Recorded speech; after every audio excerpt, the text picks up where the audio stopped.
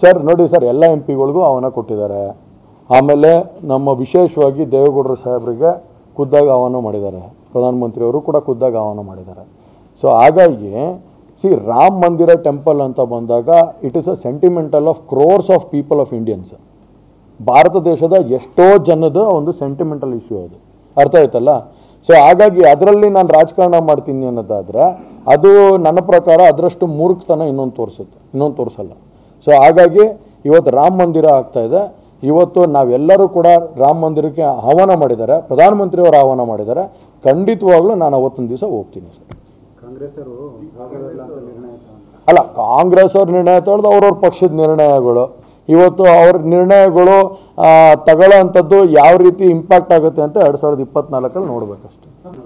ಅದು ಅವ್ರವ್ರ opinion sir. I will not talk about that. But ಅದೇ ಡಿ ಕೆ ಶಿವಕುಮಾರ್ ಅವರು ಹೇಳಿದ್ದಾರೆ, ರಾಮ ಮಂದಿರ ಓಪನ್ ಮಾಡ್ಬೇಕಾದ್ರೆ ಅವರು ಹೇಳಿಕೆ ಕೊಟ್ಟಿದ್ದಾರೆ. ರಾಮ ಮಂದಿರ ಓಪನ್ ಮಾಡ್ಬೇಕಾದ್ರೆ ನಾವು ಕೂಡ ಅದಕ್ಕೆ ಸಪೋರ್ಟ್ ಮಾಡ್ತೀವಿ ಅಂತ ಅವರು ಹೇಳಿಕೆ ಕೊಟ್ಟಿದ್ದಾರೆ. ಸೊ ಕಾಂಟ್ರಡಿಕ್ಟರಿ ಆಗಲಿಲ್ವ ಅದು? ಸೊ ಇಟ್ ಇಸ್ ಒಂದು ಸ್ಟಿಫ್ ಮೈಂಡ್ ಇರಬೇಕು. ಈಗ ಸೆಂಟ್ರಲ್ ಕಾಂಗ್ರೆಸ್ಸೇ ಬೇರೆ ಏನೋ ಹೇಳ್ತಾ ಇದೆ, ಸ್ಟೇಟ್ ಕಾಂಗ್ರೆಸ್ಸೇ ಬೇರೆ ಏನೋ ಹೇಳ್ತಾ ಇದೆ ಅಂದರೆ that will send a wrong message. So both has to have one same mission ಅಲ್ವಾ, same I thought about it ಅಲ್ಲ. ಸೊ ನೋಡೋಣ ಅವ್ರ opinion. It is their parties opinion and their parties agenda are their parties ಇದು. ಸೊ ಹಾಗಾಗಿ ನಾನು ಅದ್ರ ಬಗ್ಗೆ ಡಿಸ್ಕಸ್ ಮಾಡೋಕೆ ಹೋದರೆ ಸರಿ ಹೋಗಲ್ಲ ಸರ್. ನೋಡಿ,